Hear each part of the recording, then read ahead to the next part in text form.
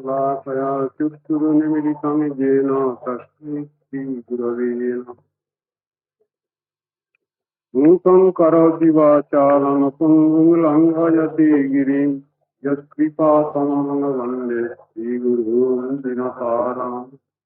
नमो योगि विष्णुपादाय यत्कार्यसिंहरूपिणे श्रीश्रीमद्भक्तिप्रज्ञानकेशवैकिनाय नमो महावदन्याय कृष्णप्रेमप्रदायते कृष्णाय कृष्णचैतन्यनाम्ने गौरस्ये नमः। रविगौरचन्द्राय गावै सदालय कृष्णाय कृष्णभक्ताय सद्भक्ताय नमो नमः।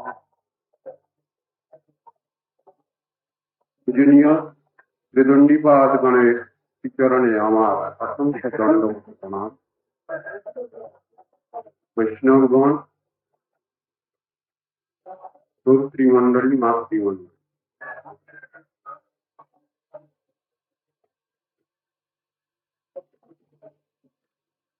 আমার উপর কিছু হরিকথা বলবার জন্য আদেশ নির্দেশ এসেছে। শাস্ত্র আলোচনা করলে দেখতে পাই হরিকথা বলবার, কীর্তন করবার অধিকার তাঁরই যার শ্রবণ হয়েছে। যার সুষ্ঠু শ্রবণ হয় তিনি কীর্তন করবার অধিকারী, হরিকথা পরিবেশন করবার অধিকারী। এক কথায় বলতে গেলে আমরা গুরু বৈষ্ণবগণের বিরসাসী বৃত্ত, উচ্ছিষ্ট ভোজী বৃত্ত। যখন ভগবান শ্রীকৃষ্ণ লীলা সংগোপন করতে চাচ্ছিলেন, সবকিছু তিনি বলে দিয়েছেন চলে যাবেন বলে এই জড় জগৎ থেকে, তখন তার প্রিয় সখা উদ্ধব কান্নাকাটি শুরু করেছিলেন।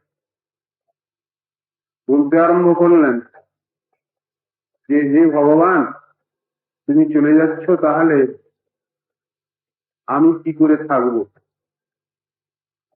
সখা ভাব ভগবানের সঙ্গে উদ্ধবের।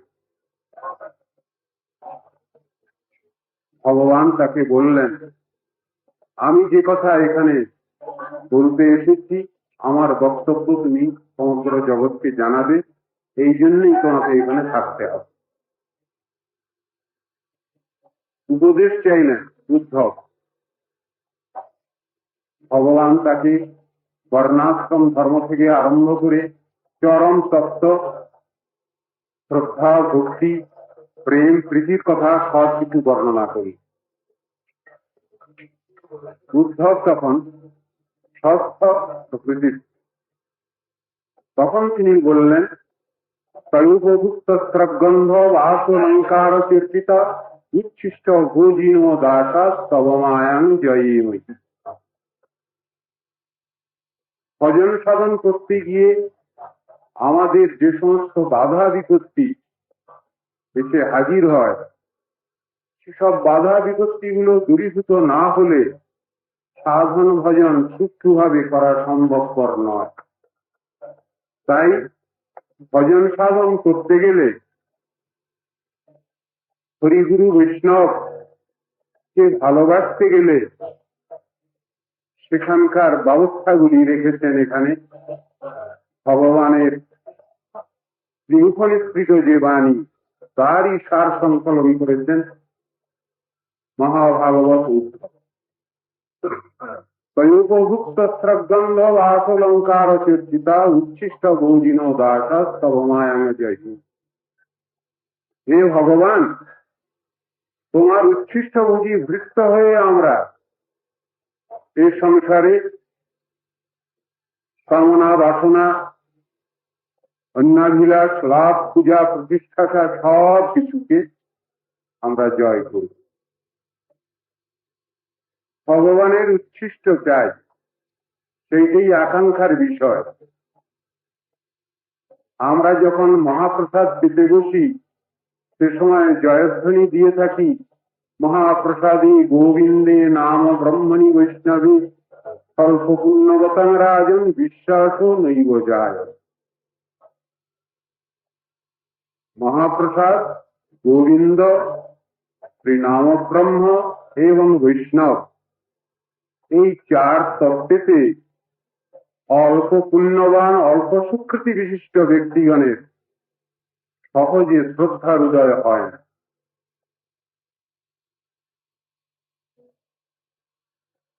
প্রথমেই মহাপ্রসাদ ধরেছেন, মহাপ্রসাদ সেবা করিতে হয় সকল প্রপঞ্চ জয়। কীর্তনের মধ্যে রয়েছে মহাপ্রসাদ সেবা করলে প্রপঞ্চ জয় হয়। জীবের যে অবিদ্যা, অস্মিতা ইত্যাদি দোষগুলো রয়েছে, সে দোষগুলো অবদমিত হয়। আবার প্রপঞ্চ শব্দের অর্থ করেছেন 5 রকম পঞ্চপ্রকার ভেদের রঙ্গস্থল, যে এই জগৎ সংসার তার হাত থেকে নিষ্কৃতি হয়। পঞ্চপ্রকার ভেদ, জীবে জীবে ভেদ, জীবে জড়ে ভেদ, জড়ে জড়ে ভেদ, জীবে ভগবানে ভেদ, ভগবানে ও জড়ে ভেদ। এই পঞ্চপ্রকার ভেদ বিচার নিয়ে এই জগৎ সংসার দুনিয়া চলছে। অর্থাৎ মানুষ হয়ে জন্মগ্রহণ করেছি আমরা, কিন্তু আমাদের যে বিচার নিরীক্ষা করে আমাদের জীবন পথে অগ্রসর হতে হবে, সেটা আমরা ঠিক ভুলে যাই। কত রকম ধরনের দোষ ত্রুটি আমাদিওকে আষ্টে পৃষ্ঠে ঘিরে ধরেছে অক্টোপাসের মতো, চিন্তা ভাবনা করে উঠতে পারা যায় না। নিষ্কৃতি কিসে? তার হাত থেকে। তাই এসব ব্যবস্থাগুলো রেখেছে। প্রথমেই বলছেন মহাপ্রসাদে বিশ্বাস থাকা চাই, শ্রদ্ধা থাকা চাই, তা না হলে মহাপ্রসাদ গ্রহণ করা, মহাপ্রসাদ পাওয়া সুষ্ঠু হয় না। মহাপ্রসাদ চিন্ময় বস্তু, সাধারণ ভাত ডাল নয়। আমাদের যে চিত্তবৃত্তি, এই ভুল বোঝাবুঝির ভিতরেই সৃষ্টি। অর্থাৎ এক কথায়, ভুলেতেই আমাদের জন্ম, ভুলেতেই আমাদের স্থিতি এবং ভুলেতেই আমাদের অংশ। এখন উপায় কি? মহাপ্রসাদ যদি চিন্ময় বস্তু হন, তাহলে সেই চিন্ময়ত্ব উপলব্ধির বিষয়। সে উপলব্ধি যতক্ষণ না হচ্ছে ততক্ষণ পর্যন্ত তো ভাত ডালই আমরা গ্রহণ করছি। মহাপ্রসাদত্ব বহু দূরে। মহাপ্রসাদের মহিমা কীর্তন করবার সময় আমরা বলে থাকি, চিন্ময় বস্তু মহাপ্রসাদ। নৈবেদ্যং জগদীশস্য অন্নপানাদিকঞ্চ যৎ ভক্তাভক্ত বিচারস্য নাস্তি তদ ভক্তনে বিচার। ব্রহ্মবন নির্বিকারং হি যথা বিষ্ণু তথৈব তৎ বিকারং যে প্রকুর্বন্তে ভক্তনে তদ্বিজাতয়। কুষ্ঠ ব্যাধি সমাযুক্ত পুত্রদ্বার বিবর্জিতা নিরয়ং যন্তিতে বিপ্রা তস্মান্না বর্ততে পুনঃ। মহাপ্রসাদের মহিমা বলছেন, নির্গুণ বস্তু মহাপ্রসাদ, গুণাতীত বস্তু নৈবেদ্যং জগদীশ। জগদীশ ভগবান, তার যে নৈবেদ্য নির্গুণ বস্তু। অন্নপানাদি যা কিছু, তাতে ভক্সাভক্ষ বিচার নাই। যদি আমরা তাতে সেই রকম বিচার আরোপ করি, নরক গতি, নারকী হতে হবে আমাদের। ব্রহ্মবন নির্বিকার, পরব্রহ্ম ভগবান যেমন নির্বিকার নির্গুণ বস্তু, মহাপ্রসাদ তদ্রূপ নির্গুণ বস্তু। যথা বিষ্ণু তথৈব। যেমন বিষ্ণু নির্গুণ বস্তু, গুণাতীত বস্তু, মহাপ্রসাদ তদ্রূপ গুণাতীত। সুতরাং এতে কোনো বিকার আরোপ করতে হবে না। তাহলে অপরাধ করা হয়। যদি এরকম প্রাকৃত বুদ্ধি করি, পুষ্প ব্যাধি সমাযুক্ত, বলছেন এই ব্যাধি কি হয়? পুত্রদ্বার বিবর্জিতা, এই অপরাধের ফলে, মহাপ্রসাদ রূপ অবহেলনের ফলে এটা আছে। ভাবনাটা করতে হবে, মহাপ্রসাদের জয়ধ্বনি দিয়ে তাকে প্রণাম করে প্রসাদ গ্রহণ করতে হবে। কিন্তু চিত্তবৃত্তি তো আমাদের প্রাকৃত চিন্তায় বিভোর। গোবিন্দ স্বয়ং ভগবান, তিনি যেমন সচ্চিদানন্দ তত্ত্ব, তার শ্রীনাম, রূপ, গুণ, লীলা, পরিকরাদি সবই তদ্রূপ। এই চিন্তা কি করে আসবে? সেই কথাই আমার পূর্ববর্তী বক্তৃ মহোদয় দুজনই এই কথাটা বুঝাতে চেয়েছেন। শ্রীমন্দিরের ত্রিবিগ্রহ বিরাজিত, আমরা চেষ্টা করছি ঠাকুরকে দেখে নেব। ঠাকুরকে দর্শন করব আমি তাকে দেখে নেব, এটা বিচার নয়। শাস্ত্র বলছেন যদি ত্রিবিগ্রহ দর্শন করতে হয় তাহলে কান দিয়ে দর্শন করতে হবে, কর্ণ নিযুক্ত করতে হবে, অর্থাৎ ত্রিবিগ্রহের যে স্বরূপ তত্ত্ব সেটি জানতে হবে, বুঝতে হবে প্রথমে, তারপরে ত্রিবিগ্রহের সামনে দাঁড়াতে হবে। আমি দেখব, আমি দেখে নেব ত্রিবিগ্রহকে, এই বিচার নয়। ত্রিবিগ্রহ আমার প্রতি শুভ দৃষ্টিপাত করুন, এই বিচার নিয়ে শ্রীমন্দিরে ত্রিবিগ্রহ দর্শন করতে হবে, এই কথা শাস্ত্রে লেখা আছে। ভগবানের যে সেবাময় শ্রীমূর্তি, সেই সেবাময় শ্রীমূর্তি আমার প্রতি করুণা প্রকাশ করে আমার প্রতি শুভ দৃষ্টিপাত করুন, যেন আমি তাকে ভক্তি লাভ করতে পারি, তার স্বরূপ উপলব্ধি করতে পারি। এইগুলো বিচার। ত্রিবিগ্রহে সাধারণ জগতের লোকের মতো আবাহন বিসর্জন নাই। আমরা যেখানে প্রতিমা পূজাদি করে আবাহন করি এবং বিসর্জন করি, শ্রীমূর্তি শ্রীবিগ্রহে সে অবস্থা নাই। প্রাকৃত আবাহনও নাই সেখানে এবং বিসর্জনেরও কোনো কথা নাই। তাই জগৎগুরু শ্রীল সরস্বতী ঠাকুর এক জায়গায় বলেছেন, উই আর নিদার ইকোনোগ্রাফার নর ইকোনোক্লাস্ট। আমরা প্রাকৃত মূর্তির আবাহনকারীও নই, গঠনকারীও নই, আর তার বিসর্জনকারীও নই। তাহলে কি আমরা? We are the permanent servitor of the eternal ever existing supreme lord. যে ভগবান নিত্য সত্য, চির সত্য, চিদানন্দ বপু, সচ্চিদানন্দময় বিগ্রহ, সেই বিগ্রহকে আমরা জানবার বুঝবার চেষ্টা করি। তত্ত্ব উপলব্ধি না হলে তো বিগ্রহ দর্শন হয় না, ইটকাট পাথর দর্শন হয়ে যায়।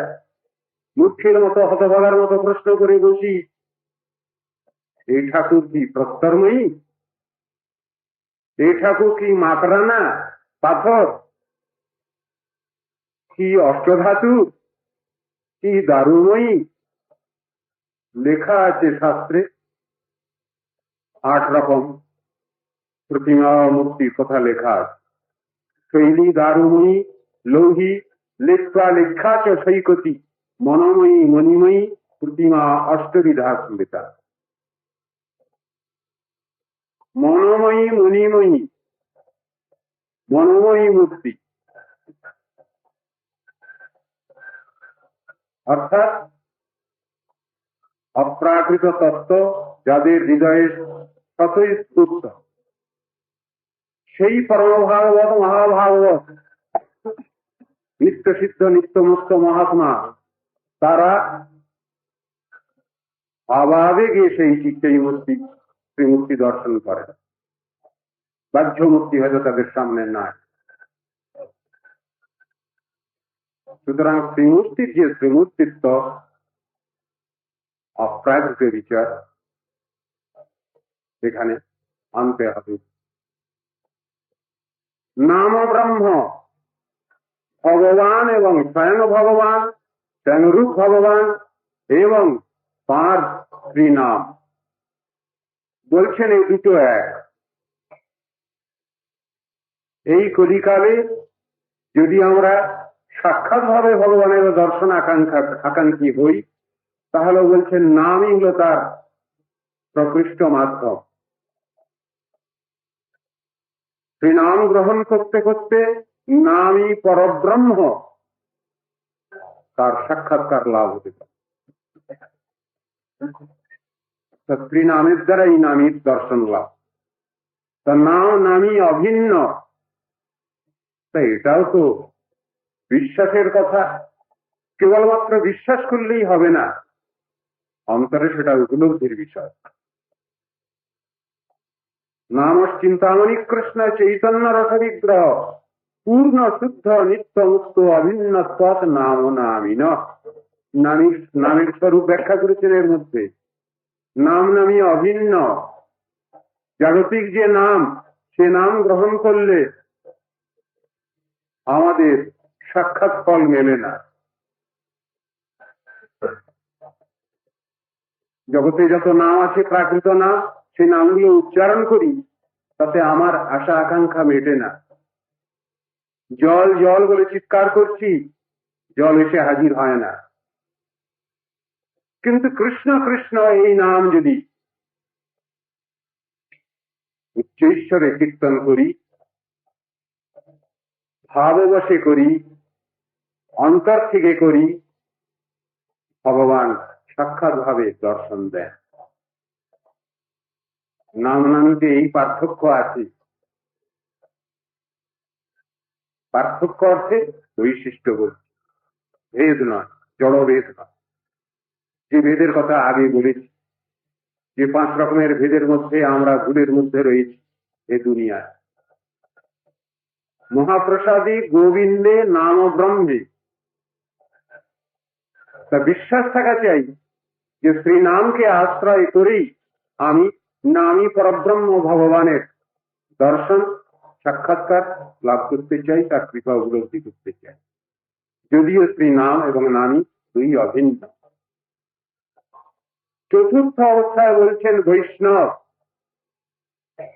বিষ্ণু অপত্যার্থে স্ন প্রত্যয় করে হয়েছে বৈষ্ণব শব্দ। অনেকে প্রশ্ন করেন আমাদের কাছে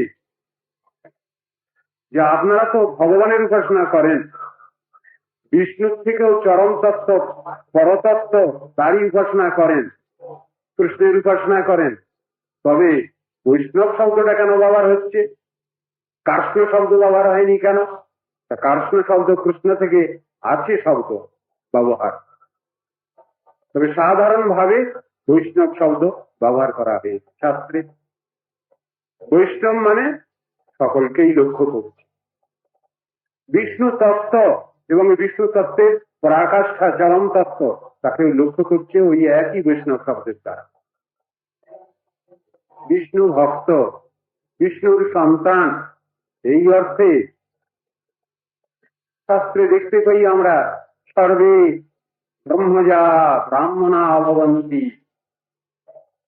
ভগবান থেকে যখন আমাদের উৎপত্তি, ভগবান থেকেই যখন আমাদের সৃষ্টি, তাহলে সকলেই তো আমরা ভগবত ধর্মী হই। গুণ পাই আমরা, কিন্তু দেখছি গুণ আমাদের নাই, নিখিল দোষের আকর আমরা। যে কথা আপনারা গুরু বৈষ্ণবগণের শ্রীমুখ থেকে সবসময় শুনতে পাচ্ছেন, বদ্ধ জীবাত্মা, বদ্ধ আত্মা, মায়াগ্রস্ত জীব, এই সব শব্দগুলো শাস্ত্রেতে বদ্ধ মুক্ত দুই কথাই তো রয়েছে। বদ্ধ জীবের পক্ষে উন্নতির যে কথা, সাধন ভজনের কথা, তাদের জন্যই তো সাধন ভজন। লোকোত্তর মহাপুরুষ, নিত্য সিদ্ধ নিত্যমুক্ত মহাত্মা যারা, তাদের জন্য আবার ভজন সাধনের কি প্রয়োজন আছে? বলে না, তারা তো ভজন সাধন করেন দেখি। হ্যাঁ, করেন কি জন্য? জগতের শিক্ষার্থে, জগতের কল্যাণের জন্য। কেন? ওরা যদি ওটা না করেন তাহলে আমরা আমাদের সামনে আদর্শ দেখতে পাই না, সেই জন্য ওটা ওদের প্রয়োজন আছে। জীব কল্যাণের জন্য প্রয়োজন আছে। স্বয়ং ভগবান, তাই তিনি আচার্য লীলা অভিনয় করছেন। চৈতন্য মহাপ্রভু নিখিল লোকশিক্ষক, ত্রিলোক গুরু, অখিল লোকশিক্ষক রূপেই জগতে নিজেকে প্রকাশ করেছেন। তার যে দয়া, সে দয়ার তুলনা নাই। সেই দয়ার ব্যাখ্যা করতে গিয়ে স্বরূপ দামোদর বলেছেন, হেলোদ্দুলিত খেয়ে দয়া, বিষদয়া, প্রণীল দামোদয়া, সন্মস্তাস্ত্র বিবাদয়া, রসদয়া, চিত্রার্পিত দয়া, ষষ্ঠদ ভক্তি বিনোদয়া, সমদয়া, মাধুর্য মর্যাদয়া, চৈতন্য দয়া নিধে তব দয়া ভূয়া অমন্দ উদয় দয়া। অমন্দ উদয়া দয়া, যে দয়ার তুলনা হয় না, সেই দয়ার কথা বলতে গিয়েই কবিরাজ গোস্বামী মঙ্গলাচরণ শ্লোকে চৈতন্য চরিতামৃতের মঙ্গলাচরণ শ্লোক উদ্ধার করেছেন। অনর্পিত চিরা করুণয়া অবতীর্ণ কলৌ সমর্পয়িত উন্নত উজ্জ্বল রসাংশি শ্রিয়ম হরি পুরট সুন্দর স্তুতি কদম্ব সন্নিহিত সদা হৃদয় কন্দরে সুরসু নন্দন।